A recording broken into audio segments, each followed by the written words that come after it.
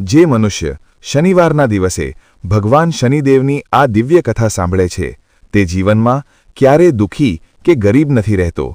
દર્શક મિત્રો, શનિવારનો દિવસ ન્યાયના દેવતા શનિદેવનો હોય છે। આજે અમે તમને સુમેરપુર ગામની એક એવી સત્ય ઘટના સંભળાવવા જઈ રહ્યા છીએ જે સાબિત કરે છે કે શનિદેવ ક્યારેય કોઈની સાથે અન્યાય થવા દેતા નથી। આ વાર્તા છે વિશ્વાસ, ધૈર્ય અને કર્મના ફળની। જો તમારા જીવનમાં પણ મુશ્કેલીઓ ખતમ થવાનું નામ નથી લઈ રહી તો શનિદેવની આ પાવન કથાને એકવાર સાચા મનથી જરૂર સાંભળજો। આ વાર્તા તમારા જીવનને જોવાનો દૃષ્ટિકોણ બદલી નાખશે। તો ચાલો મોડું કર્યા વગર શરૂ કરીએ આજની આ ભાવુક કથા। પરંતુ દર્શક મિત્રો, આગળ વધતા પહેલા આજે શનિવાર વ્રત સાથે જોડાયેલી એક અત્યંત ગંભીર અને સત્ય વાત તમારે અવશ્ય જાણવી જોઈએ। આપણા પ્રાચીન ધર્મગ્રંથો, વિશેષ કરીને ગરુડ પુરાણ અને શનિ ઉપાસના સાથે જોડાયેલા શાસ્ત્રોમાં સ્પષ્ટ કહેવામાં આવ્યું છે કે શનિવાર વ્રતની કથા અથવા શનિદેવ સાથે જોડાયેલી શીખને વચ્ચે છોડી દેવી એ માત્ર શ્રદ્ધાની ઉણપ નથી, પરંતુ એક પ્રકારનો દોષ માનવામાં આવે છે। કારણ કે શનિદેવ ન્યાયના દેવતા છે। તેઓ કર્મ, સંયમ અને ધૈર્યની પરીક્ષા લે છે। અધૂરી કથા મનમાં ભ્રમ છોડી દે છે અને ભ્રમમાં કરવામાં આવેલું કર્મ શનિદોષને વધુ ઊંડો કરી દે છે। એટલા માટે તમને નમ્ર નિવેદન છે કે આજની આ શનિવાર વ્રત કથાને અંત સુધી અવશ્ય સાંભળો। આ માત્ર એક ધાર્મિક કથા નથી, પરંતુ કર્મોનો અરીસો છે। આ કથામાં તમે તમારા જીવનના કર્મોનો પડછાયો જોઈ શકશો। બની શકે છે આ કથાનો કોઈ એક પ્રસંગ તમારા જીવનમાં ચાલી રહેલા કષ્ટોનું કારણ સમજાવી દે અને એ જ પ્રસંગ તમને શનિદેવની કૃપાનો માર્ગ પણ બતાવી દે।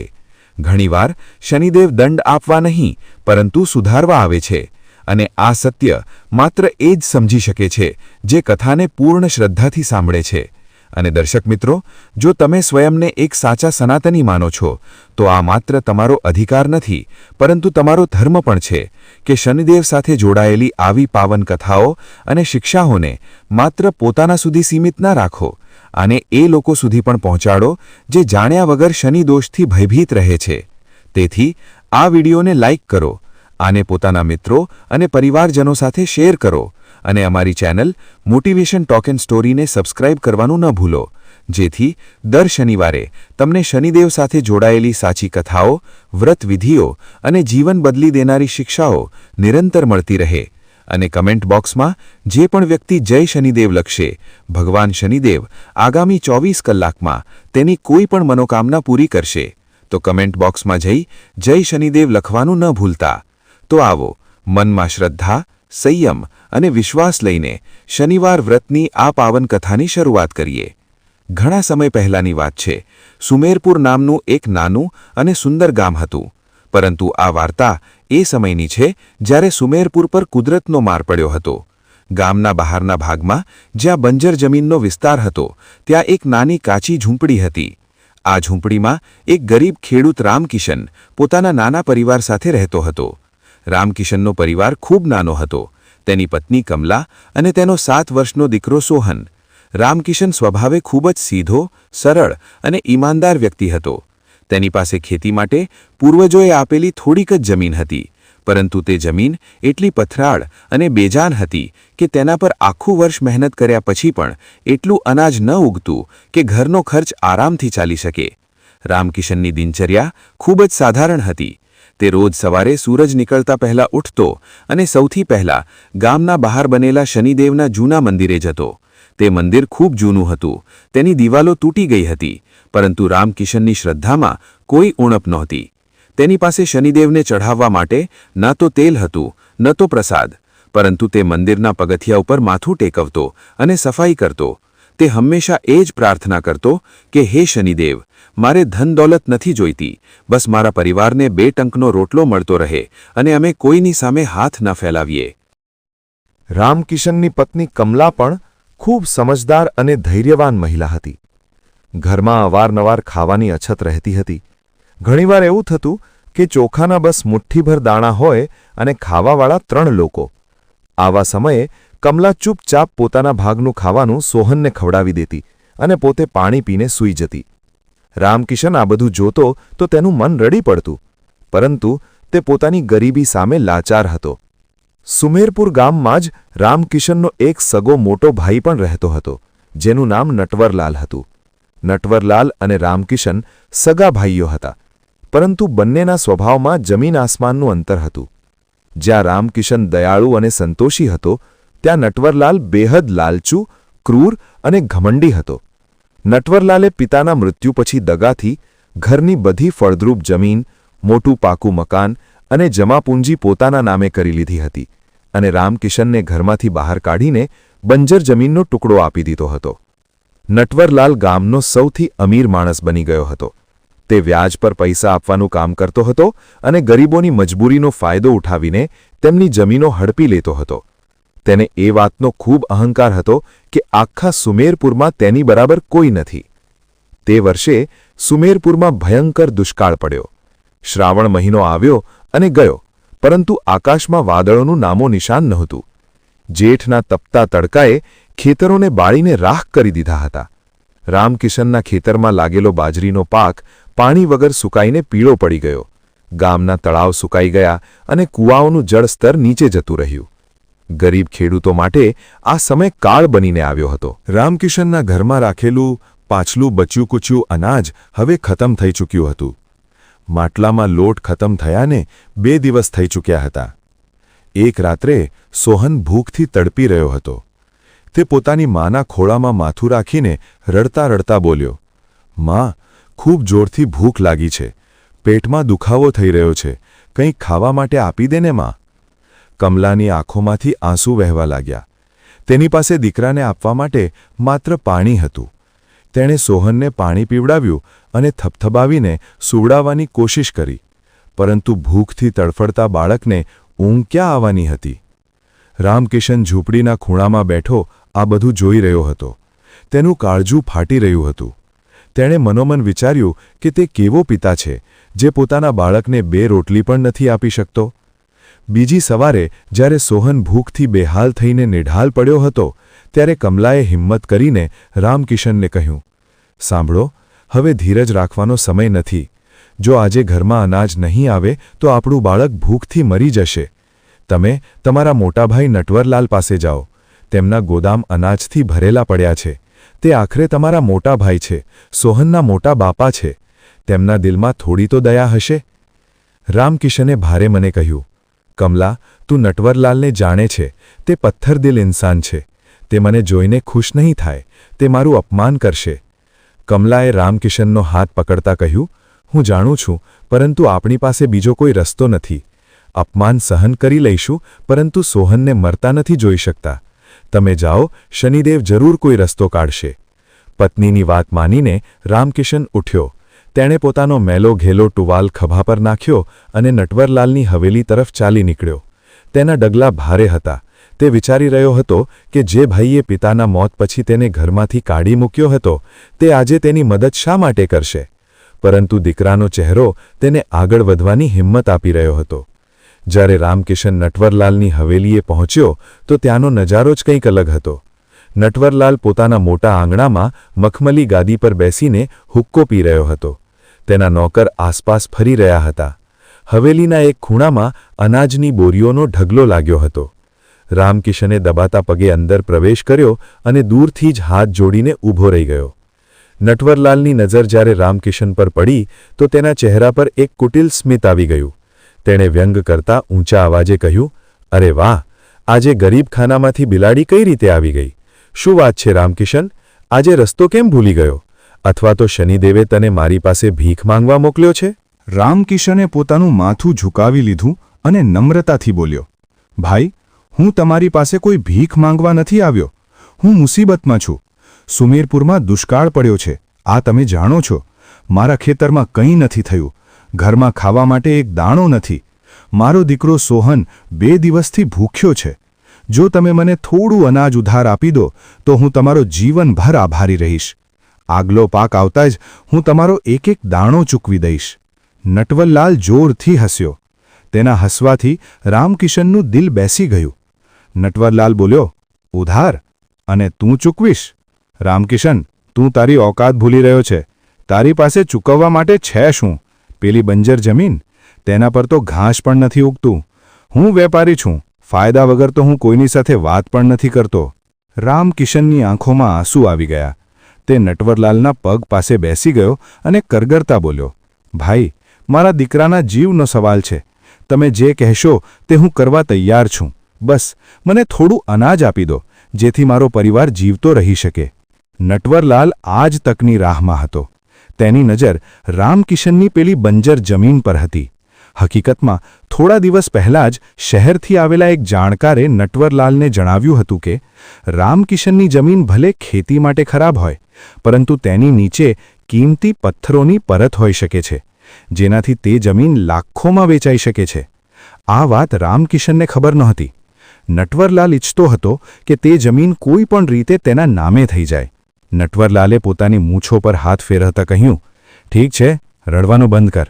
હું તને ખાલી હાથ નહીં મોકલું. આપણે ભાઈ છીએ આખરે. હું તને 5 બોરી અનાજ અને થોડા પૈસા આપીશ, જેથી તું આગલા થોડા મહિના આરામથી કાઢી શકે. રામકિશનનો ચહેરો ખીલી ઉઠ્યો. તેને લાગ્યું શનિદેવે તેની સાંભળી લીધી.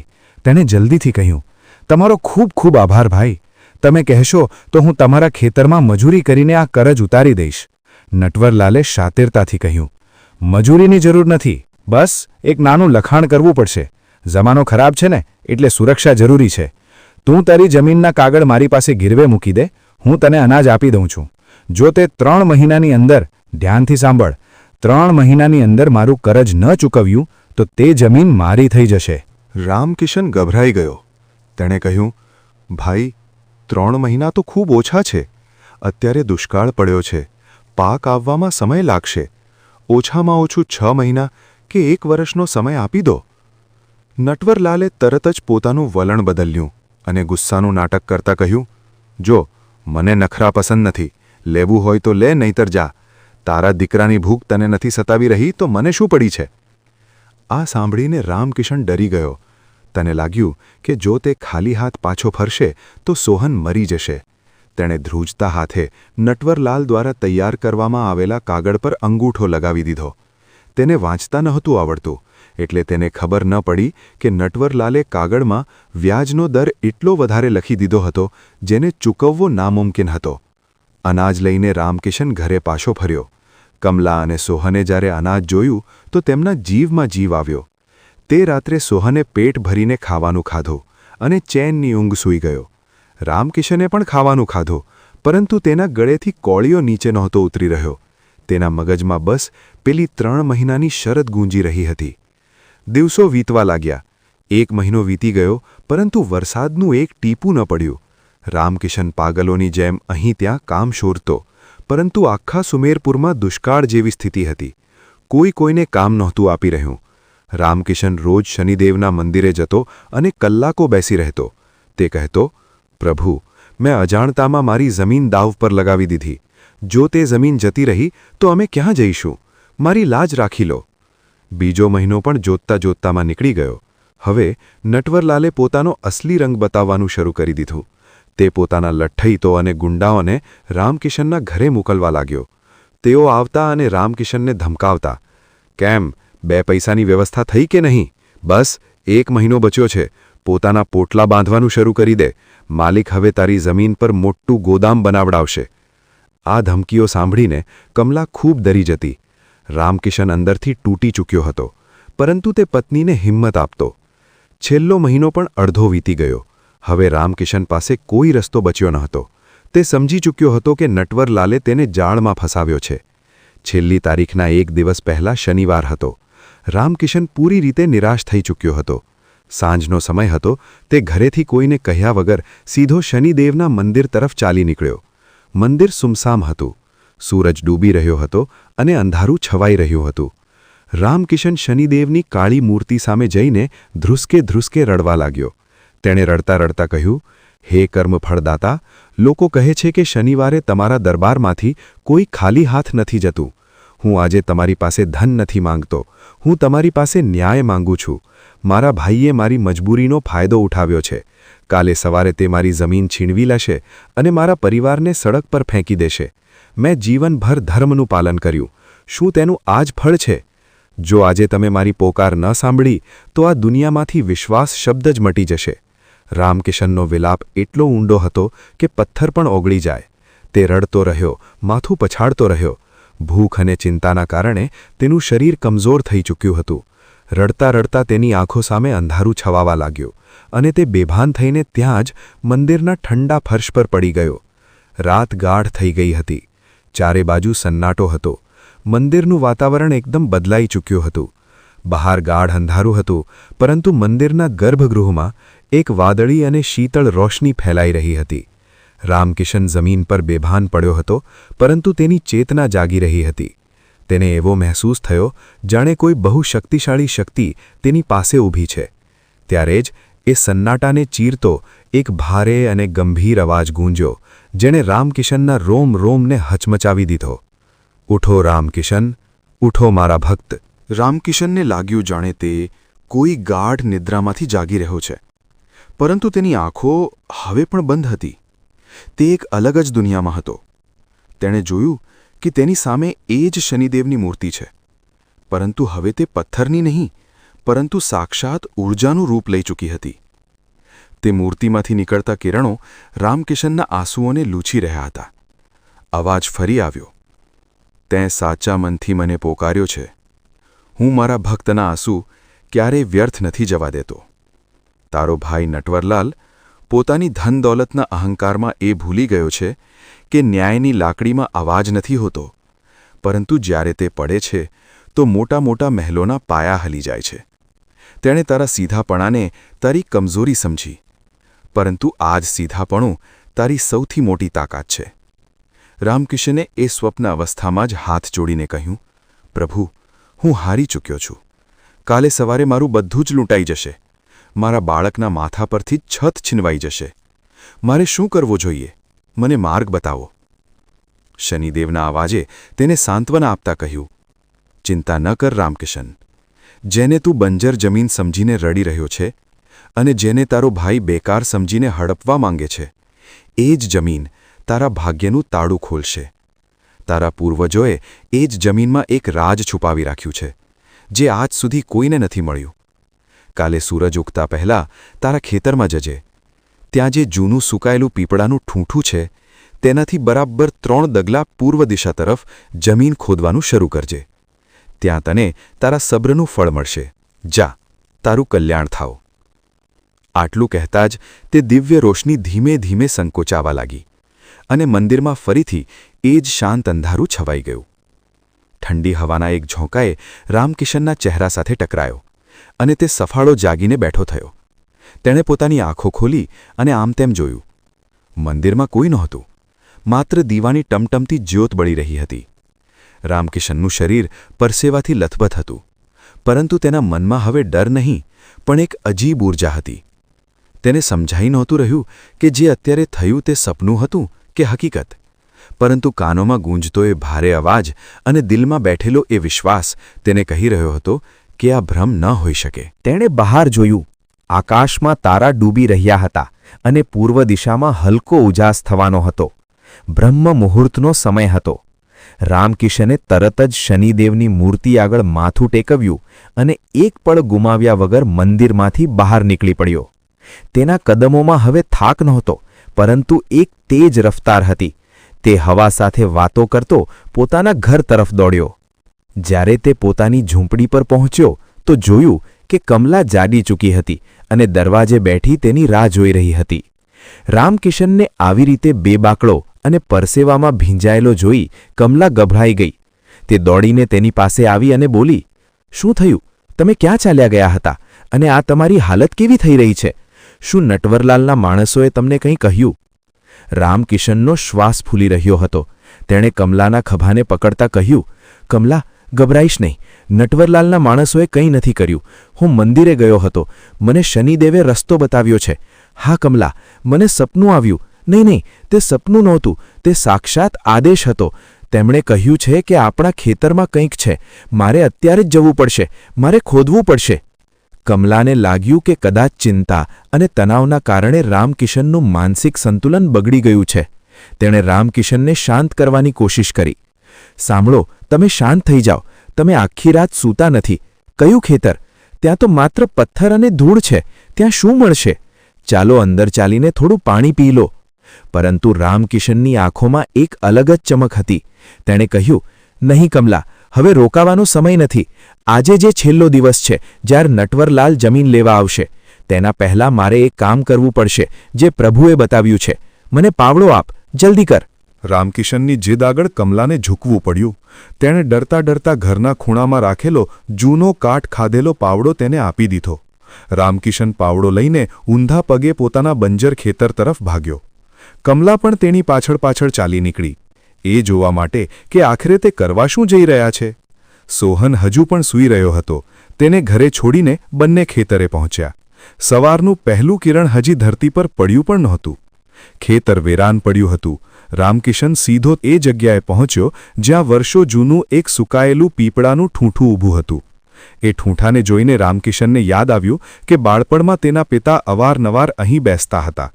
તેણે શનિદેવના આદેશને યાદ કર્યો. પીપળાના ઠૂંઠાથી 3 ડગલા પૂર્વ તરફ. રામકિશને ઠૂંઠાથી અડકીને પોતાના ડગલા માપ્યા. 1 2 3. તે ત્યાં જ રોકાઈ ગયો. તેણે આકાશ તરફ જોયું. મનોમન જય શનિદેવ બોલ્યો અને પાવડો કસીને પકડી લીધો. સૂકી અને પથરાળ જમીન પર પાવડો ચલાવવો સરળ નહોતો. માટી લોખંડની જેમ સખત થઈ ચૂકી હતી. રામકિશને પોતાની પૂરી તાકાત લગાવીને પહેલો વાર કર્યો. ખટાક અવાજ આવ્યો. પાવડો જમીન સાથે ટકરાઈને ઉછળી ગયો. તેના હાથોમાં ઝંઝનાટી થઈ, પરંતુ તે રોકાયો નહીં. તેણે બીજો વાર કર્યો, પછી ત્રીજો. કમલા કિનારે ઊભી રહીને આ બધું જોઈ રહી હતી. તેને સમજાઈ નહોતું રહ્યું કે રામકિશન પાગલોની જેમ સૂકી જમીન કેમ ખોદી રહ્યો છે. સૂરજની રોશની હવે ફેલાવા લાગી હતી.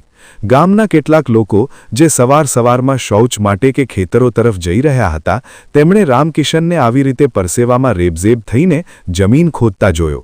તે લોકો ત્યાં જ રોકાઈ ગયા અને અંદરોઅંદર વાતો કરવા લાગ્યા. એકે કહ્યું, અરે જુઓ, આ રામકિશન પાગલ થઈ ગયો છે કે શું? આજે તો નટવરલાલ તેની જમીન જપ્ત કરવાનો છે અને આ અહીં ખજાનો શોધી રહ્યો છે. બીજો હસતા હસતા બોલ્યો, બિચારો આઘાતમાં છે. દેવાનો બોજ માણસને પાગલ કરી જ દે છે. લોકોનું હાસ્ય અને મેણા રામકિશનના કાનો સુધી પહોંચી રહ્યા હતા, પરંતુ તેનું ધ્યાન માત્ર પોતાના કામ પર હતું. તેના હાથોમાં ફૂલ્લા પડી ગયા હતા. ફૂલ્લામાંથી લોહી નીકળવા લાગ્યું હતું અને પાવડાના હાથા પર લાગી રહ્યું હતું. પરસેવાના ટીપા તેની આંખોમાં જઈ રહ્યા હતા. તેનું શરીર થાકી રહ્યું હતું, પરંતુ તેનો સંકલ્પ ન તૂટ્યો. તેણે મનોમન કહ્યું, પ્રભુ, તમે કહ્યું હતું તો કંઈક ને કંઈક જરૂર હશે. હું ત્યાં સુધી નહીં અટકું જ્યાં સુધી મારા શરીરમાં જીવ છે. આશરે 2 કલાક વીતી ગયા. રામકિશને 3-4 ફૂટ ઊંડો ખાડો ખોદી દીધો હતો, પરંતુ ત્યાં માટી અને પથ્થરો સિવાય કંઈ ન નીકળ્યું. કમલા હવે રડવા લાગી હતી. તે પાસે આવીને બોલી, બસ કરો, હવે જુઓ, તમારા હાથોમાંથી લોહી વહી રહ્યું છે. કંઈ નથી અહીં. ભગવાને કદાચ આપણી કિસ્મતમાં આ જ લખ્યું છે. ચાલો ઘરે જઈએ. નટવરલાલ આવતો જ હશે. રામકિશન હાંફી રહ્યો હતો. તે ખાડાની અંદર જ ઊભો હતો. તેણે કમલા તરફ જોયું અને તૂટેલા અવાજે કહ્યું, નહીં કમલા, મારો વિશ્વાસ ખોટો ન હોઈ શકે. બસ થોડુંક વધારે, બસ થોડુંક વધારે. એ જ સમયે દૂરથી ધૂળની ડમરી ઉડતી દેખાઈ. આ નટવરલાલની જીપ હતી. તેની સાથે ગામનો પટવારી અને 4-5 હટ્ટાકટ્ટા લઠ્ઠઈત પણ હતા. જીપ ખેતરના કિનારે આવીને રોકાઈ. નટવરલાલ મોટી શાનથી નીચે ઉતર્યો. તેના ચહેરા પર વિજયનું સ્મિત હતું. તેણે પોતાની ઘડિયાળ જોઈ અને જોરથી બૂમ પાડી, વાહ ભાઈ વાહ! રામકિશન, તું તો બહુ મહેનતી નીકળ્યો. મારા માટે જમીન પહેલાથી જ તૈયાર કરી રહ્યો છે કે શું, જેથી હું અહીં સરળતાથી ગોદામનો પાયો નાખી શકું? નટવરલાલની સાથે આવેલા લોકો જોરથી હસવા લાગ્યા. નટવરલાલ ખાડાના કિનારે આવ્યો અને નીચે ઊભેલા રામકિશનને જોઈને બોલ્યો, બહાર નીકળ. હવે 3 મહિના પૂરા થઈ ગયા. સૂરજ ઉપર ચડી ચૂક્યો છે. શરત મુજબ તે પૈસા નથી ચૂકવ્યા. હવે આ જમીન કાનૂની રીતે મારી છે. પટવારી સાહેબ, જરા કાગળિયા બતાવો આને. રામકિશને ખાડામાંથી ઉપર જોયું. નટવરલાલનો ચહેરો તેને કોઈ રાક્ષસ જેવો લાગી રહ્યો હતો. રામકિશને કરઘરતા કહ્યું, ભાઈ, બસ થોડીવાર હજી રોકાઈ જાઓ. મને થોડો સમય હજી આપી દો. મને વિશ્વાસ છે કે આ જમીનની નીચે કંઈક છે. તે મળી જશે તો હું તમારું બધું કરજ વ્યાજ સહિત અત્યારે જ ચૂકવી દઈશ. નટવરલાલે ગુસ્સામાં થૂકતા કહ્યું, પાગલ થઈ ગયો છે કે શું? આ બંજર જમીનને નીચે શું મળશે? હાડકા? હવે વધારે નાટક નહીં. બહાર નીકળ, નહીંતર મારા માણસો તને ખેંચીને બહાર કાઢશે અને ધક્કા મારીને ગામની બહાર કરી દેશે. નટવરલાલે પોતાના માણસોને ઇશારો કર્યો. 2 લઠ્ઠઈત ખાડા તરફ વધ્યા. કમલા વચ્ચે આવી ગઈ અને હાથ જોડીને બોલી, જેઠજી, આવું ન કરો. આ તમારા નાના ભાઈ છે. અમને થોડો સમય હજી આપી દો. નટવરલાલે કમલાની વાત અણસુની કરી દીધી અને 1 લઠ્ઠઈ તે કમલાને ધક્કો આપી દીધો. કમલા જમીન પર પડી ગઈ. પત્નીને પડતા જોઈ રામકિશનની અંદરનો ક્રોધ જાગી ઉઠ્યો, પરંતુ તે લાચાર હતો. તેણે છેલ્લી વાર પોતાની પૂરી તાકાત ભેગી કરી. તેણે વિચાર્યું, હે શનિદેવ, આ મારો છેલ્લો વાર છે. હવે મારી લાજ તમારા હાથમાં છે. તેણે જય શનિદેવનો જયકારો લગાવ્યો અને પાવડાને પૂરી તાકાતથી જમીન પર પછાડ્યો. પાવડો માટી ચીરતો ઊંડાઈમાં ગયો અને ત્યારે જ એક અલગ જ અવાજ આવ્યો, ઠન. આ અવાજ પથ્થર સાથે ટકરાવાનો નહોતો, આ અવાજ ધાતુ સાથે ધાતુના ટકરાવાનો હતો. આ અવાજ એટલો તેજ અને ગુંજવાવાળો હતો કે ઉપર ઊભેલા નટવરલાલ અને તેના માણસોના કાન સરવા થઈ ગયા. બધા એકદમ ચૂપ થઈ ગયા. રામકિશનનું દિલ જોર-જોરથી ધડકવા લાગ્યું. તેણે જલ્દી ત્યાંથી માટી હટાવી. ત્યાં નીચે એક કાળા રંગનું મોટું સંદૂક દેખાઈ રહ્યું હતું. તે સંદૂક લોખંડનું હતું અને તેના પર અજીબ નકશીકામ કરેલું હતું, જે સદીઓ જૂનું લાગી રહ્યું હતું. રામકિશને બૂમ પાડીને કહ્યું, કમલા, જુઓ, જુઓ, અહીં કંઈક છે. નટવરલાલની આંખો ફાટી રહી ગઈ. તેની લાલચ તરત જ જાગી ઉઠી. તેણે પોતાના માણસોને કહ્યું, અરે, જોઈ શું રહ્યા છો? જાઓ, કાઢો પેલા સંદૂકને. આ જમીન હવે મારી છે, તો આની અંદરથી નીકળનારી દરેક વસ્તુ પણ મારી થઈ. રામકિશને સંદૂકને જકડી લીધું અને ઉપર જોતા સિંહની જેમ ગર્જના કરી, નહીં, આ જમીન હજી તમારી નથી થઈ નટવરલાલ. હજી પણ શરતનો સમય બાકી છે. તમે કહ્યું હતું કે જો હું પૈસા ચૂકવી દઉં તો જમીન મારી રહેશે, અને અત્યારે તો દિવસ શરૂ થયો છે. નટવરલાલ ગભરાઈ ગયો. તેને લાગ્યું કે જો તે સંદૂકમાં ખજાનો હશે તો રામકિશન તેનું કરજ ચૂકવી દેશે અને હાથમાંથી જમીન પણ જશે અને ખજાનો પણ. તેણે બૂમ પાડીને કહ્યું, મારો આને, છીનવી લો પેલું સંદૂક. આ ધોકેબાજ છે. આ સંદૂક આણે પહેલાંથી ક્યાંકથી ચોરીને અહીં દાટ્યું હશે. નટવરલાલના ગુંડા લાકડીઓ લઈને ખાડામાં કૂદવાના જ હતા કે ત્યારે જ અચાનક આકાશમાં કાળા વાદળો ઘેરાવા લાગ્યા. જે આકાશ મહિનાઓથી સાફ હતું ત્યાં પળભરમાં કાળી ઘટાઓ છવાઈ ગઈ. તેજ પવન ફૂંકાવા લાગ્યો અને ધૂળ ભરેલી આંધીએ બધાની આંખોમાં માટી ભરી દીધી. માહોલ એટલો ડરામણો થઈ ગયો કે ગુંડા જ્યાં હતા ત્યાં જ રોકાઈ ગયા. પ્રકૃતિનું આ રૂપ જોઈને બધા સમજી ગયા કે આ કોઈ સાધારણ ઘટના નથી. હવા એટલી તેજ હતી કે નટવરલાલની પાઘડી ઉડીને દૂર જઈ પડી. ત્યારે જ વાદળોના ગડગડાટ વચ્ચે એક આકાશીય વીજળી બરાબર પેલા પીપળાના સૂકા ઠૂઠા પર પડી. કડકડ ધૂમ! બધા લોકો ડરના માર્યા જમીન પર આળોટી ગયા. જ્યારે ધૂળ થોડી હટી તો જોયું કે રામકિશન પેલા સંદૂકને ખાડામાંથી બહાર કાઢવાની કોશિશ કરી રહ્યો છે. આંધી અને તોફાનની વચ્ચે પણ રામકિશનને એક ઉઝાળો પણ નહોતો આવ્યો. એવું લાગી રહ્યું હતું જાણે કોઈ અદૃશ્ય શક્તિ તેની રક્ષા કરી રહી હોય. રામકિશને ઘણી મહેનત પછી તે ભારે સંદૂકને ખાડામાંથી બહાર કાઢી લીધું. સંદૂક પર એક મોટું તાળું લાગેલું હતું, પરંતુ તાળામાં ચાવી લગાવવાની કોઈ જગ્યા ન હતી. તેના પર માત્ર શનિદેવનું એક પ્રતીક ચિહ્ન બનેલું હતું. નટવરલાલ ડરતા ડરતા આગળ વધ્યો. તેની લાલચ તેના ડર કરતાં મોટી હતી. તે બોલ્યો, રામકિશન, આ સંદૂક મને આપી દે. તેના બદલે હું તારું બધું કરજ માફ કરી દઈશ અને તને આ જમીન પણ પાછી આપી દઈશ. બલકે તેને બીજા પૈસા પણ આપીશ. બસ આ સંદૂક મને આપી દે.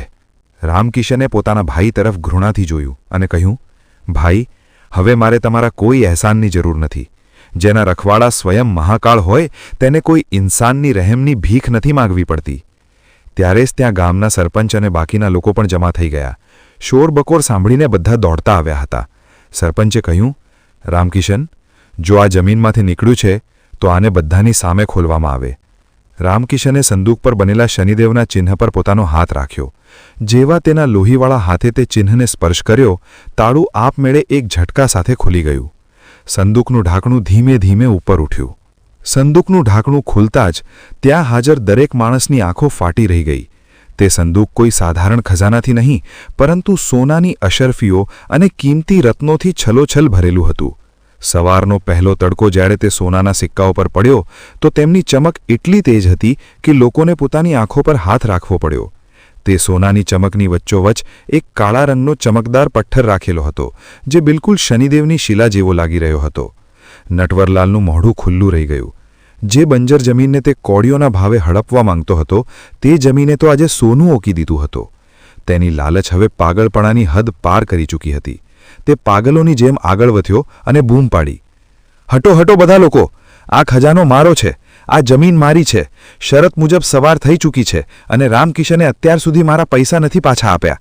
તેથી કાયદાકીય રીતે આ જમીન અને આ જમીનમાંથી નીકળતી દરેક વસ્તુ મારી થઈ." નટવરલાલે ઝૂકીને સંદૂકને પકડવાની કોશિશ કરી, પરંતુ ત્યારે જ રામકિશને તેનો હાથ પકડી લીધો. રામકિશનની પકડમાં આજે લોખંડ જેવી મજબૂતી હતી. તેણે નટવરલાલની આંખોમાં આંખો નાખીને કહ્યું, "રોકાઈ જાઓ ભાઈ, તમારું ઈમાન આટલું નીચું ન પાડો. શરતનો સમય સૂરજ આથમવા સુધી નહીં, પણ કરજ ચૂકવવા સુધી હતો. અને રહી વાત સમયની, તો અત્યારે તો દિવસ શરૂ જ થયો છે." રામકિશને સંદૂકની અંદરથી મુઠ્ઠીભર સોનાના સિક્કા ઉઠાવ્યા. તે સિક્કા ખનખનતા તેના હાથમાં આવ્યા. તેણે નટવરલાલની સામે હાથ લંબાવતા કહ્યું, "લઈ લો, તમને તમારું કરજ જોઈતું હતું ને? આ લો તમારા 5 બોરી અનાજ અને વ્યાજના બદલે હું તમને આ 50 સોનાના સિક્કા આપું છું. આની કિંમત તમારા પેલા સડેલા અનાજ અને વ્યાજથી 100 ગણી વધારે છે. ગણી લો અને પોતાનો આ મનહૂસ કાગળ મને પાછો આપી દો." નટવરલાલ અવાક થઈ ગયો. 50 સોનાના સિક્કા? તેણે જિંદગીમાં આટલું ધન એકસાથે જોયું નહોતું, પણ તેનો લોભ આટલાથી શાંત થવાનો નહોતો. તે આખી સંદૂક ઈચ્છતો હતો. તેણે ચાલાકી બતાવતા સરપંચની સામે જોયું અને બોલ્યો, "સરપંચે, જુઓ, આ મારી સાથે અન્યાય કરી રહ્યો છે. સોદો જમીનનો થયો હતો." સરપંચ જે આ બધું જોઈ રહ્યા હતા તે નટવરલાલની દાનત સારી રીતે ઓળખતા હતા, અને પછી શનિદેવનો ચમત્કાર બધાએ પોતાની આંખોથી જોયો હતો. સરપંચે કડક અવાજમાં કહ્યું, "નટવરલાલ, બસ, બહુ થયું. આખું ગામ સાક્ષી છે કે રામકિશને સમય પહેલાં તારું દેવું ચૂકવી દીધું છે, બલકે દેવા કરતાં વધારે જ આપી દીધું છે. હવે જો તે આ સંદૂક કે આ જમીન તરફ આંખ ઉઠાવીને પણ જોયું તો પંચાયત તને ગામમાંથી બહાર કાઢી મૂકશે. ચૂપચાપ આ સિક્કા લો અને અહીંથી રફાદફા થઈ જાઓ." અહીંથી ગામના લોકો પણ રામકિશનના સમર્થનમાં નારા લગાવવા લાગ્યા. "રામકિશન જિંદાબાદ! શનિદેવની જય!" નો અવાજ ગૂંજવા લાગ્યો. નટવરલાલે જોયું કે બાજી તેના હાથમાંથી નીકળી ચૂકી છે. તેણે મન મસોસીને તે સોનાના સિક્કા લીધા અને પોતાના માણસો સાથે ત્યાંથી ચાલ્યો ગયો. જતા જતા તેની આંખોમાં જે આગ હતી તે બતાવી રહી હતી કે તે પોતાની હાર આટલી સરળતાથી નહીં ભૂલે. જેવો નટવરલાલ ત્યાંથી ગયો, એક બીજો ચમત્કાર થયો. જે વાદળો આકાશમાં ઘેરાયેલા હતા તે હવે વરસવા લાગ્યા. મહિનાઓથી તરસી સુમેરપુરની ધરતી પર વરસાદના ટીપા અમૃત બનીને પડવા લાગ્યા. લોકો ખુશીથી ઝૂમી ઉઠ્યા. બાળકો, વૃદ્ધો, જુવાન બધા વરસાદમાં પલળવા લાગ્યા. રામકિશન અને કમલા પણ વરસાદમાં પલળી રહ્યા હતા, પણ તેમના આંસુ વરસાદના પાણીમાં ભળી ગયા હતા. આ ખુશીના આંસુ હતા. રામકિશને તે કાળા પથ્થરને જે સંદૂકમાં મળ્યો હતો પોતાના માથે લગાવ્યો અને આકાશ તરફ જોઈને રડતા રડતા બોલ્યો, "હે ન્યાયના દેવતા, તમે મારી લાજ રાખી લીધી. તમે એક રંકને રાજા બનાવી દીધો. હું વચન આપું છું પ્રભુ, આ ધન મારા માટે નહીં પણ બીજાની સેવા માટે છે." રામકિશન સંદૂક લઈને પોતાના ઘરે આવ્યો. તે દિવસે રામકિશનના ઘરે આખા ગામની ભીડ જામેલી રહી. પણ રામકિશને તે ધનનું જરા પણ અભિમાન ન કર્યું. તેણે સૌથી પહેલાં તે ધનથી ગામના શનિદેવ મંદિરનું સમારકામ કરાવવાનો નિર્ણય કર્યો. તેણે ગામના તે તમામ ખેડૂતોની મદદ કરી જેમની પાસે ખેતી માટે બીજ કે બળદ નહોતા. જોતતા જોતતામાં રામકિશનની જિંદગી બદલાઈ ગઈ. જે ઘરમાં ખાવા માટે દાણા નહોતા, આજે ત્યાં ભંડારા ચાલી રહ્યા હતા. રામકિશને પાકું મકાન બનાવડાવ્યું, ખેતરને ફળદ્રુપ બનાવવા માટે સારા સાધનો મંગાવ્યા. પણ તે પોતે આજે પણ એટલી જ સાદગીથી રહેતો હતો. તે અને કમલા આજે પણ જમીન પર સૂતા અને એ જ સાધારણ ખાવાનું ખાતા. સોહન હવે સારા કપડાં પહેરતો અને ગામની નિશાળે જવા લાગ્યો હતો. બીજી બાજુ નટવરલાલ પોતાની હવેલીમાં બેઠો બેઠો ઈર્ષ્યાથી બળી રહ્યો હતો. તેને ઊંઘ નડતી આવી રહી. પેલા 50 સોનાના સિક્કા તેના માટે કાફી હતા, પણ તેની નજર પેલા આખા ખજાના પર હતી. તેને લાગી રહ્યું હતું કે રામકિશન તે ખજાનાનો અસલી હકદાર નથી. નટવરલાલે વિચાર્યું કે આ ભોળો રામકિશને ખજાનાની કિંમત નથી જાણતો. તે તેને દાન ધર્મમાં લૂંટાવી રહ્યો છે. તે ખજાનો મારો હોવો જોઈતો હતો. નટવરલાલે બદલો લેવા અને ખજાનો હડપવા માટે એક બહુ જ ખતરનાક યોજના બનાવી. તેણે શહેરમાંથી કેટલાક શાતિર ચોરોને બોલાવ્યા. આ સાધારણ ચોર નહોતા. આ એ લોકો હતા જે પૈસા માટે કોઈનો જીવ પણ લઈ શકતા હતા. એક રાત્રે જ્યારે આખું ગામ ગાઢ નિદ્રામાં સૂઈ રહ્યું હતું, નટવરલાલ પોતાની હવેલીના ગુપ્ત રૂમમાં પેલા 3 ચોરોની સાથે બેઠો હતો. નટવરલાલે શરાબનો ગ્લાસ મેજ પર પટકતા કહ્યું, સાંભળો, કામ એકદમ સફાઈથી થવું જોઈએ. રામકિશને તે સંદૂક પોતાના ઘરના પાછલા ઓરડામાં જમીનની અંદર દાટીને રાખ્યું છે. આજે રાત્રે તમારે તે સંદૂક લાવવાનું છે, અને જો વચ્ચે કોઈ આવે, ચાહે તે રામકિશન હોય, તેની પત્ની હોય કે તેનું બાળક, તો તેમને હંમેશા માટે ચૂપ કરી દેજો. ચોરોનો સરદાર, જેનું નામ કાલિયા હતું, તેણે પોતાની કમરેથી ખંજર કાઢ્યું અને તેને ધાર આપતા હસીને ભૂલ્યો. શેઠજી, તમે ચિંતા ન કરો. આજની રાત એ ખેડૂતની છેલ્લી રાત હશે. સવાર સુધીમાં સંદૂક તમારા કદમોમાં હશે અને રામકિશન સ્મશાનમાં. નટવરલાલે એક થેલી કાલિયા તરફ ફેંકી અને કહ્યું, આ બાનું છે. કામ થયા પછી બાકીનું મળશે. જાઓ. ત્યાં રામકિશનના ઘરમાં બધા સૂઈ રહ્યા હતા, પણ રામકિશનને વિચિત્ર બેચેની થઈ રહી હતી. તેને ઊંઘ નહોતી આવી રહી. બહાર વરસાદી માહોલ હતો અને વાદળોના ગડગડાટ થઈ રહ્યા હતા. રામકિશન પોતાના ખાટલામાંથી ઉઠ્યો અને પાણી પીવા માટે માટલા પાસે ગયો. ત્યારે જ તેને ઘરના પાછળના ભાગેથી કંઈક અવાજ સંભળાયો. રામકિશનના કાન સરવા થયા. તેણે વિચાર્યું, કદાચ કોઈ બિલાડી હશે અથવા પવનથી બારી વાગી હશે. પણ ત્યારે જ તેને દબાયેલા અવાજમાં ગણગણાટ સંભળાયો. રામકિશન સમજી ગયો કે કોઈ ઘરની અંદર ઘૂસવાની કોશિશ કરી રહ્યું છે. તેના ઘરમાં હવે ઘણું ધન હતું, એટલે તેને ચોરીનો ડર તો હતો જ. રામકિશને સમજદારી બતાવી. તેણે શોરબકોર ન કર્યો. તેણે ખૂણામાં પડેલો પોતાનો એ જ જૂનો દંડો ઉપાડ્યો અને દબાયેલા પગે પાછલા દરવાજા તરફ આગળ વધ્યો. અંધારામાં તેને 3 પડછાયા દેખાયા, જે દિવાલ કૂદીને આંગણામાં ઉતરી રહ્યા હતા. તેમના હાથમાં ચમકતા હથિયાર હતા. રામકિશનનું દિલ જોરથી ધડક્યું. આ સાધારણ ચોર નહોતા, આ તો હત્યારા લાગતા હતા. રામકિશને વિચાર્યું કે જો તે અત્યારે બૂમો પાડશે તો આ લોકો સીધો સોહન અને કમલા પર હુમલો કરી શકે છે. તેણે એકલા જ એમનો સામનો કરવો પડશે.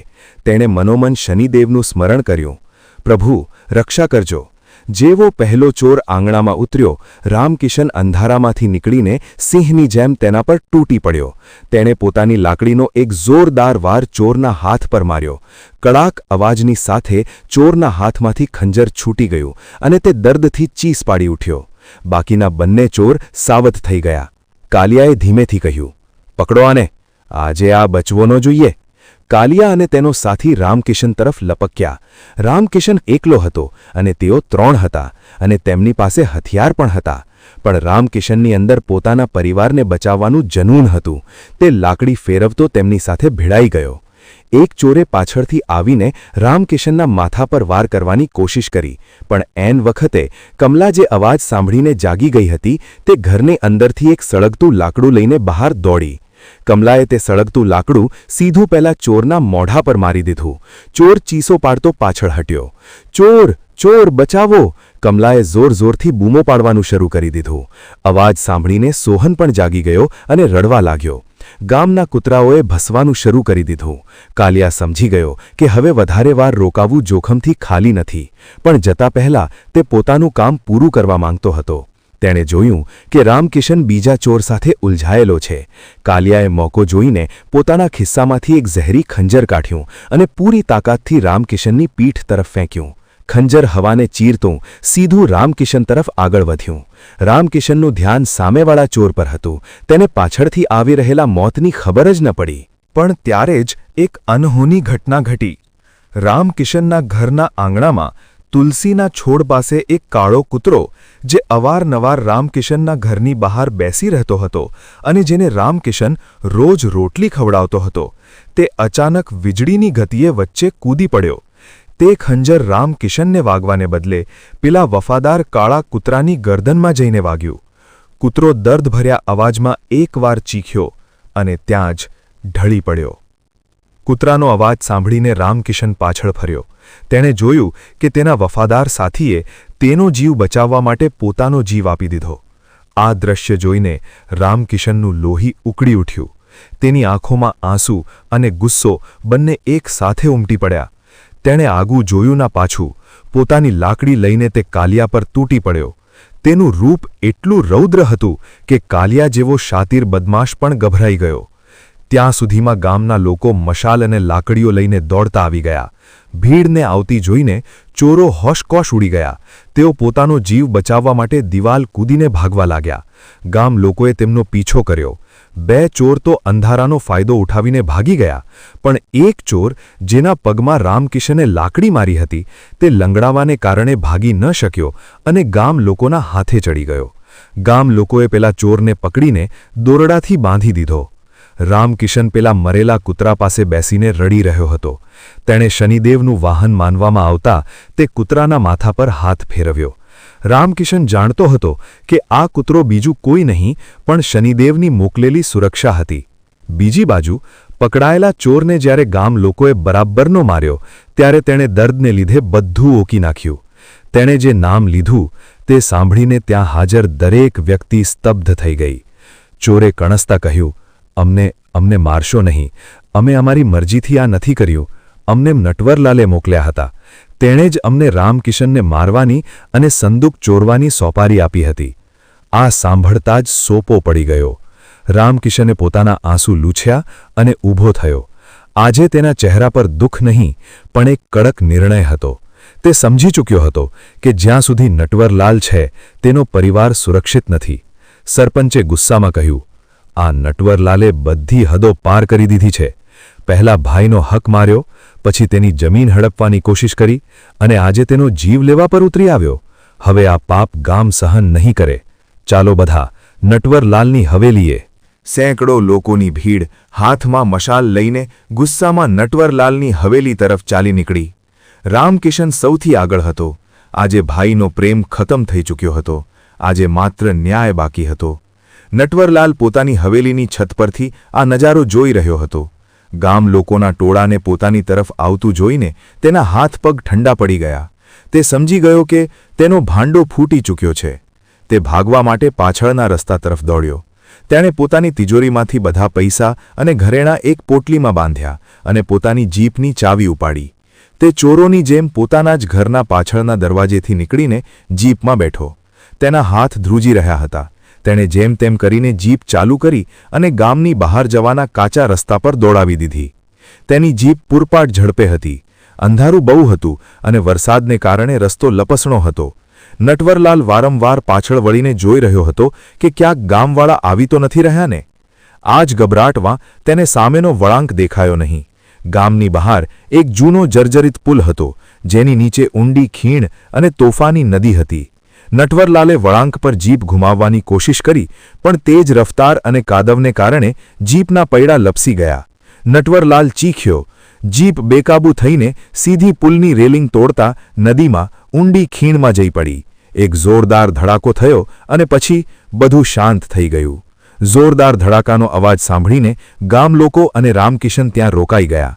ખીણની નીચેથી આગની લપટો ઉઠી રહી હતી. નટવરલાલની જીપના ફૂરચા ઉડી ગયા હતા. તે નજારો એટલો ભયાનક હતો કે કોઈનો પણ આત્મા કાંપી જાય. ગામના કેટલાક લોકો બોલ્યા, સારું થયું, પાપીનો અંત આવો જ થવો જોઈતો હતો. શનિદેવે તેને તેના કર્મોની સજા આપી દીધી છે. પણ રામકિશનનું દિલ આવું નહોતું. તેણે જોયું કે જીપ તો સળગી રહી છે, પણ ખીણના ઢાળ પર એક ઝાડીમાં નટવરલાલ ફસાયેલો છે. તે જીવતો હતો, પણ દર્દથી ખરાબ રીતે તરફડી રહ્યો હતો અને બચાવો બચાવો બૂમો પાડી રહ્યો હતો. રામકિશને એક પળ પણ વિચાર્યું નહીં. તે દોરડું લઈને ખીણ તરફ દોડ્યો. સરપંચે તેને રોક્યો અને કહ્યું, અરે રામકિશન, ગાંડો ન થા. આ એ જ સાપ છે જેણે તને ડંખ મારવાની કોશિશ કરી. આને અહીં જ મરવા દે. જો આ બચી ગયો તો ફરી તને નુકસાન પહોંચાડશે. રામકિશને સરપંચનો હાથ હટાવતા કહ્યું, કાકા, તેણે તેનું કર્મ કર્યું. હવે મને મારો ધર્મ નિભાવવા દો. તે મારો ભાઈ છે. જો હું તેને મરતો છોડી દઈશ તો મારામાં અને એનામાં શું ફરક રહી જશે? આ કહીને રામકિશન અંધારી ખીણમાં ઉતરી ગયો. તેણે પોતાનો જીવ જોખમમાં નાખીને ઝાડીઓમાં ફસાયેલા નટવરલાલને પોતાની પીઠ પર લાદ્યો. નટવરલાલ લોહીલુહાણ હતો અને બેહોશ થવાનો જ હતો. રામકિશન મોટી મુશ્કેલીથી તેને ઉપર ખેંચી લાવ્યો. જ્યારે નટવરલાલને ઉપર સુવડાવવામાં આવ્યો ત્યારે તેની હાલત જોઈને બધાની આંખોમાં આંસુ આવી ગયા. પણ દુઃખના નહીં, પણ કુદરતનો ઇન્સાફ જોઈને. નટવરલાલના બંને પગ ખરાબ રીતે કચડાઈ ગયા હતા. જીપના કાટમાળમાં દબાવાને કારણે તેની કરોડરજ્જુ પણ તૂટી ગઈ હતી. જે માણસ કાલ સુધી પોતાની તાકાત અને દોલતના જોરે જમીન પર પગ નહોતો મૂકતો, આજે તે પોતાના પગ પર ઊભા રહેવાને લાયક પણ નહોતો રહ્યો. તે રાત્રે નટવરલાલનો જીવ તો બચી ગયો, પણ તે હંમેશા માટે અપંગ થઈ ગયો. તેની બધી દોલત જે તેણે પોટલીમાં બાંધી હતી તે ખીણમાં પડીને નદીના તેજ પ્રવાહમાં વહી ગઈ. નટવરલાલ હવે પૂરી રીતે કંગાળ અને લાચાર થઈ ચૂક્યો હતો. આવનારા થોડા દિવસોમાં સુમેરપુર ગામનું ચિત્ર બદલાવા લાગ્યું. રામકિશને પોતાના ખજાનાનો ઉપયોગ પોતાના વચન મુજબ કર્યો. તેણે સૌથી પહેલા ગામની મધ્યમાં શનિદેવનું એક ભવ્ય મંદિર બનાવડાવ્યું. આ મંદિર એટલું સુંદર હતું કે દૂર દૂરથી લોકો તેના દર્શન કરવા આવવા લાગ્યા. મંદિરના દ્વાર પર રામકિશને તે વફાદાર કાળા કૂતરાની સમાધિ બનાવી જેણે પોતાનો જીવ આપીને રામકિશનની રક્ષા કરી હતી. રામકિશને ગામમાં એક ધર્મશાળા ખોલાવી જ્યાં ગરીબોને મફત ભોજન મળતું હતું. તેણે કૂવા ખોદાવ્યા જેથી ફરી ક્યારેય ગામમાં દુષ્કાળની નોબત ના આવે. રામકિશન હવે ગામનો સૌથી અમીર માણસ હતો, પણ તેનો વ્યવહાર આજે પણ એવો જ હતો. તે આજે પણ ખેતરોમાં કામ કરતો અને બધાને પ્રેમથી મળતો. બીજી બાજુ નટવરલાલની હાલત બહુ દયનીય થઈ ગઈ હતી. તેનું પેલું મોટું મકાન લેણદારોએ છીનવી લીધું હતું, કારણ કે નટવરલાલે લોકોના પૈસા હડપ કરી રાખ્યા હતા અને હવે તે ચૂકવવાની હાલતમાં નહોતો. તેની પાસે રહેવા માટે છત પણ નહોતી બચી. ગામનો કોઈ પણ વ્યક્તિ તેને પાણી પીવડાવવા તૈયાર નહોતો. એક દિવસ રામકિશન પોતાની પત્ની કમલા સાથે મંદિરથી પાછો ફરી રહ્યો હતો. તેણે જોયું કે મંદિરના પગથિયા પાસે એક ભિખારી ફાટેલા તૂટેલા કપડામાં બેઠો છે અને આવતા જતા લોકો પાસે ભીખ માંગી રહ્યો છે. તે ભિખારી બીજું કોઈ નહીં પણ તેનો ભાઈ નટવરલાલ હતો. નટવરલાલનું શરીર સૂકાઈ ગયું હતું, વાળ વધી ગયા હતા અને તે જમીન પર ઘસડાઈને ચાલી રહ્યો હતો. રામકિશનને તેને જોઈને રડવું આવી ગયું. તે દોડીને તેની પાસે ગયો અને બોલ્યો, ભાઈ, આ તમારી શું હાલત થઈ ગઈ? નટવરલાલે જ્યારે ઉપર જોયું અને પોતાની સામે રામકિશનને જોયો તો તે શરમથી ગરકાવ થઈ ગયો. તેની આંખોમાંથી આંસુ વહેવા લાગ્યા. તેણે હાથ જોડીને કહ્યું, રામકિશન, મને ભાઈ ન કહે. હું તારો ગુનેગાર છું. મેં તને બરબાદ કરવામાં કોઈ કસર નથી છોડી. તેમ છતાં તે મારો જીવ બચાવ્યો. શનિદેવે મને સાચી સજા આપી છે. હું આને જ લાયક છું. રામકિશને નટવરલાલના હાથ પોતાના હાથમાં લીધા અને કહ્યું, ભાઈ, જે થયું તે ભૂલી જાઓ. લોહી પાણી નથી થઈ શકતું. તમે આજે પણ મારા મોટા ભાઈ છો. ઘરે ચાલો, ત્યાં તમારું પૂરું ધ્યાન રાખવામાં આવશે. રામકિશન નટવરલાલને પોતાના ઘરે લઈ આવ્યો. તેણે નટવરલાલને રહેવા માટે એક અલગ અને આરામદાયક ઓરડો આપ્યો. કમલાએ પણ જૂની વાતો ભૂલીને પોતાના જેઠની સેવા કરી. રામકિશનના આ વ્યવહારે આખા ગામનું દિલ જીતી લીધું. લોકો કહેતા હતા કે રામકિશન માણસ નહીં, દેવતા છે. સમય વીતતો ગયો. સુમેરપુર ગામ હવે ખુશહાલ થઈ ગયું હતું. રામકિશનનો દીકરો સોહન હવે મોટો થઈ રહ્યો હતો. રામકિશનની નેકી અને શનિદેવની કૃપાથી તેમના ઘરમાં ધન ધાન્યની કોઈ કમી નહોતી. પણ કહેવાય છે ને કે સમય હંમેશા એક સરખો નથી રહેતો અને માણસનું મન બહુ ચંચળ હોય છે. બહુ વધારે સુખ અને સંપત્તિ ક્યારેક માણસની મતિ ભ્રષ્ટ કરી દે છે અથવા તો તેની સામે નવી પરીક્ષાઓ લાવીને ઊભી કરી દે છે. વાર્તામાં હવે એક નવો વળાંક આવવાનો હતો. રામકિશનની ખ્યાતિ હવે આસપાસના અનેક ગામો અને શહેરો સુધી ફેલાઈ ચૂકી હતી. શહેરના મોટા મોટા વેપારીઓ રામકિશનને મળવા આવવા લાગ્યા હતા. એક દિવસ શહેરથી એક બહુ મોટો વેપારી, જેનું નામ શેઠ ધનરાજ હતું, તે પોતાની ચમચમાતી ગાડી લઈને રામકિશનના ઘરે આવ્યો. શેઠ ધનરાજ બહુ જ મીઠી વાતો કરનારો પણ અંદરથી બહુ જ લુચ્ચો માણસ હતો. તેણે સાંભળ્યું હતું કે રામકિશનની પાસે શનિદેવનો આપેલો કોઈ ચમત્કારી પથ્થર છે, જેના લીધે તે દિન દુગુની અને રાત ચોગુની પ્રગતિ કરી રહ્યો છે. શેઠ ધનરાજ રામકિશન પાસે આવ્યો અને બહુ આદરથી બોલ્યો, રામકિશનજી, મેં તમારા બહુ વખાણ સાંભળ્યા છે. હું તમારી સાથે એક વેપાર કરવા માંગુ છું. હું શહેરમાં એક બહુ મોટી ફેક્ટરી નાખવા માંગુ છું અને હું ઈચ્છું છું કે તમે તેમાં મારા ભાગીદાર બનો. આનાથી ન માત્ર તમારી દોલત અનેક ગણી વધી જશે, પણ પૂરા વિસ્તારમાં તમારું નામ થશે. રામકિશન જે સીધો સાદો ખેડૂત હતો, તે શેઠની ચીકણી ચૂપડી વાતોમાં આવવા લાગ્યો.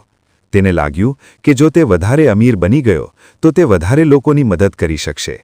તેણે વધારે વિચાર્યા વગર શેઠ ધનરાજને હા કહી દીધી. કમલાને આ વાત કંઈ ઠીક ન લાગી. તેણે રામકિશનને સમજાવ્યો, સાંભળો, આપણે વધુ ધનની શું જરૂર છે? શનિદેવે આપણને જીતરું આપ્યું છે તે ઘણું છે. આપણે લાલચ ન કરવી જોઈએ. આ શેઠ મને સારો માણસ નથી લાગતો. પણ રામકિશને પહેલીવાર કમલાની વાતને અનસૂની કરી દીધી. તેણે કહ્યું, કમલા, તું બૈરાઓ જેવી વાતો ન કર. વેપાર વધશે તો ગામનું પણ ભલું થશે. મને ખબર છે હું શું કરી રહ્યો છું. આ એ જ પળ હતી જ્યારે રામકિશનના કદમ ડગમગવાના શરૂ થયા. શેઠ ધનરાજની સંગતમાં આવીને રામકિશન ધીરે ધીરે બદલાવા લાગ્યો. તે હવે મંદિર જવા માટે ઓછો સમય કાઢવા લાગ્યો. તેનો વધારે સમય હવે શહેરમાં શેઠની સાથે પસાર થવા લાગ્યો. તે હવે સાદા કપડાં છોડીને રેશમી કપડાં પહેરવા લાગ્યો હતો. શનિદેવ, જે પોતાના ભક્તની દરેક ગતિવિધિ પર નજર રાખે છે, તે જોઈ રહ્યા હતા કે રામકિશન તે રસ્તા પર જઈ રહ્યો છે જ્યાંથી અવારનવાર માણસનું પતન શરૂ થાય છે. ધનનો નશો ધીરે ધીરે રામકિશન પર ચડવા લાગ્યો હતો. એક સાંજની વાત છે. શનિવારનો દિવસ હતો. નિયમ મુજબ રામકિશનને મંદિરમાં આરતી માટે જવાનું હતું. મંદિરના પૂજારી અને ગામ લોકો રામકિશનની રાહ જોઈ રહ્યા હતા. પણ રામકિશન ઘરે શેઠ ધનરાજ સાથે બેઠો નફાનો હિસાબ કિતાબ લગાવી રહ્યો હતો. કમલાએ આવીને યાદ અપાવ્યું, જી, આરતીનો સમય થઈ ગયો છે. ચાલો, બધા રાહ જોઈ રહ્યા છે. રામકિશને અકળાઈને કહ્યું, અરે દેખાતું નથી, હું જરૂરી કામ કરી રહ્યો છું. તું જા અને સોહનને મોકલી દે. હું આજે નહીં જઈ શકું. ભગવાન તો બધે જ છે. જરૂરી થોડું છે કે મંદિરે જઈને જ માથું ટેકવવામાં આવે. આ પહેલો શનિવાર હતો જ્યારે રામકિશન મંદિરે ન ગયો. તેણે અજાણતામાં પોતાના આરાધ્યનું અપમાન કરી દીધું હતું. તેને ખબર ન હતી કે આ નાની અમથી ભૂલ તેના જીવનમાં કેટલું મોટું તોફાન લાવવાની હતી. તે જ રાત્રે રામકિશનને એક સપનું આવ્યું. સપનામાં તેણે જોયું કે તે શનિદેવ મંદિરની સામે ઊભો છે, પણ મંદિરનો દરવાજો બંધ છે. તે દરવાજો ખખડાવી રહ્યો છે, પણ અંદરથી કોઈ અવાજ નથી આવી રહ્યો. ત્યારે જ તેને પોતાની પાછળ કોઈના હસવાનો અવાજ આવ્યો. રામકિશને સપનામાં જોયું કે તે પાછળ ફરીને જુએ છે તો ત્યાં બીજું કોઈ નહીં પણ તે પોતે જ ઊભો હતો. પણ તે બીજા રામકિશનના ચહેરા પર ઘમંડ હતું અને તે જોર જોરથી હસી રહ્યો હતો. ત્યારે જ પવનનો એક જોરદાર સપાટો આવ્યો અને મંદિરનો દરવાજો હંમેશા માટે બંધ થઈ ગયો. રામકિશન સફાળો ઊંઘમાંથી જાગી ગયો. તેનું આખું શરીર પરસેવાથી ભીંજાયેલું હતું. તેનું દિલ જોર જોરથી ધડકી રહ્યું હતું. બહાર સવાર થઈ ચૂકી હતી. ત્યારે જ ઓરડાની બહારથી શેઠ ધનરાજનો અવાજ આવ્યો, રામકિશનજી, અરે રામકિશનજી, જલ્દી બહાર આવો, બહુ મોટી ખુશખબર છે. રામકિશને પોતાનો પરસેવો લૂછ્યો અને બહાર નીકળ્યો. શેઠ ધનરાજના હાથમાં થોડા કાગળ હતા. તેણે રામકિશનને ગળે લગાવતા કહ્યું, વધાઈ હો, શહેરમાં જમીન પાકી થઈ ગઈ છે. બસ હવે આપણે તાત્કાલિક બાનું આપવું પડશે. તમે તમારી તિજોરીમાંથી પેલો શનિદેવવાળો ચમત્કારી કાળો પથ્થર અને થોડું સોનું કાઢી લાવો. તેને આપણે ગીરવે મૂકીને બેંકમાંથી મોટું દેવું લઈ લઈશું અને ફેક્ટરી શરૂ કરી દઈશું. પછી જોજો, આપણે પૈસામાં આળોટીશું. રામકિશનનું મગજ હજુ પણ પેલા સપનામાં અટવાયેલું હતું, પણ શેઠની વાતોએ ફરીથી તેના લોભને જગાડી દીધો. તે સંમોહિત થઈને તિજોરી તરફ વધવા લાગ્યો. કમલાએ તેનો રસ્તો રોક્યો અને હાથ જોડીને બોલી, રોકાઈ જાઓ, આવો અનર્થ ન કરો. તે પથ્થર શનિદેવના આશીર્વાદ છે. તેને વ્યાપાર માટે ઉપયોગ ન કરો. આપણે બીજા પૈસા નથી જોઈતા. રામકિશને ગુસ્સામાં કમલાને ધક્કો આપી દીધો અને બોલ્યો, ખસ રસ્તા પરથી, તું મારી પ્રગતિથી બળે છે. આજે મને કોઈ રોકી નહીં શકે. રામકિશન તિજોરી પાસે ગયો. તેના હાથ ધ્રુજી રહ્યા હતા. જેવી તેણે તિજોરી ખોલી, તેના પગ નીચેથી જમીન સરકી ગઈ. તિજોરી ખાલી હતી. ન ત્યાં સોનું હતું અને ન તો પેલો ચમત્કારી કાળો પથ્થર. રામકિશન પાગલની જેમ ચીખ્યો, આ કેવી રીતે બની શકે? મારી તિજોરી ખાલી કેવી રીતે થઈ ગઈ? કમલા, શું તે ચોરી કરી છે? ત્યારે જ પાછળથી ઘોડીઓના સહારે ચાલતો નટવરલાલ ત્યાં આવ્યો. તેણે ગંભીર અવાજે કહ્યું, રામકિશન, કમલા પર ઇલ્ઝામ ન લગાવ.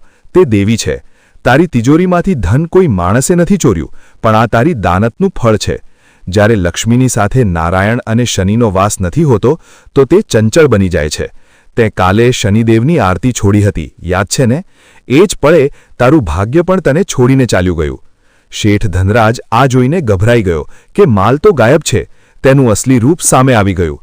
તેણે બૂમ પાડીને કહ્યું, અરે ભાળમાં ગયું તારું જ્ઞાન. રામકિશન, જો પૈસા નથી તો મારો સમય કેમ બગાડ્યો? તું તો એકદમ કંગાળ છે. હું જાઉં છું. શેઠ ધનરાજ જેવો પાછળ ફર્યો, સામે સુમેરપુર પોલીસ સ્ટેશનની જીપ ઊભી હતી. થાણેદારે ગાડીમાંથી ઉતરતા જ શેઠ ધનરાજને દબોચી લીધો. થાણેદારે રામકિશનને કહ્યું, રામકિશનજી, તમે બચી ગયા. આ માણસ કોઈ શેઠ નથી પણ એક શાતિર ઠગ છે. આણે શહેરમાં અનેક લોકોને ફેક્ટરીના નામે લૂંટ્યા છે. અમે આને ઘણા દિવસોથી શોધી રહ્યા હતા. સારું થયું તમે આને કોઈ પૈસા કે કિંમતી સામાન ન આપ્યો, નહીંતર તે ક્યારેય પાછો ન મળત. રામકિશન ધડામ દઈને જમીન પર બેસી ગયો. તેની આંખો સામેથી લાલચનો પડદો હટી ચૂક્યો હતો. તે સમજી ગયો કે આજે ફરી શનિદેવે તેને બરબાદ થવાથી બચાવી લીધો. તેનું ધન ગાયબ નહોતું થયું, પણ શનિદેવે તેને પેલા ઠગના હાથે લૂંટવાથી બચાવવા માટે અદૃશ્ય કરી દીધું હતું. રામકિશન રડતા રડતા ઉઠ્યો અને ખુલ્લા પગે મંદિર તરફ ભાગ્યો. તે પડતો આખડતો શનિદેવના મંદિરે પહોંચ્યો. ત્યાં જઈને તેણે જોયું કે તે કાળો ચમત્કારી પથ્થર અને તેના સોનાના સિક્કા શનિદેવની મૂર્તિના ચરણોમાં પડ્યા હતા.